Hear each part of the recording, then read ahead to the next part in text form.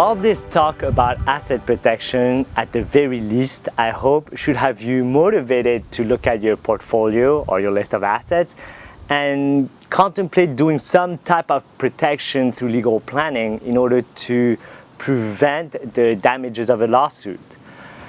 In this video, we are going to discuss the shortcomings of individuals that are now well versed in the arena and what happens when they undertake this task without an expert.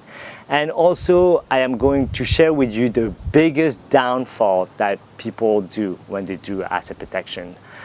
Greetings, my name is Patrick Phancao with the Asset Protection Center. I am an estate planning attorney focused in the field of asset protection and elder law out in the state of California and Florida.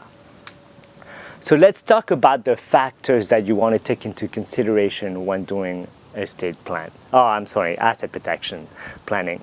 Number one is, again, if not you, the individual representing you must be well versed in the arena, and you will want to have that person have his instruments, that legal instrument, tested in court, because otherwise a lot of it is just theory. So you want to make sure to check that background.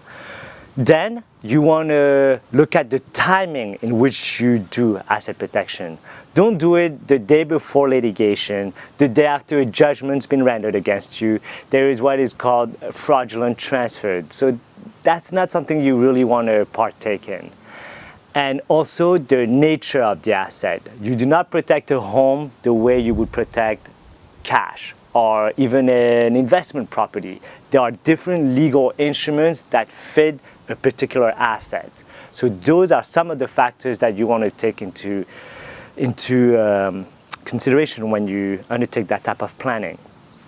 Finally, let me share with you the biggest downfall that takes place when they do asset protection, and that is the lack of funding.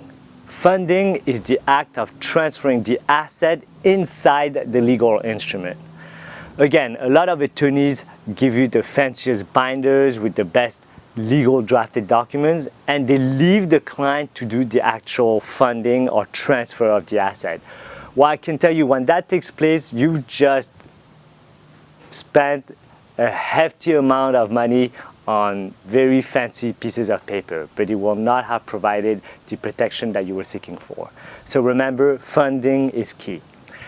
I hope you found this tip helpful. If you want to find out more, visit us at assetprotectioncenter.com or call me at 714-966-2646 and we'll talk about it.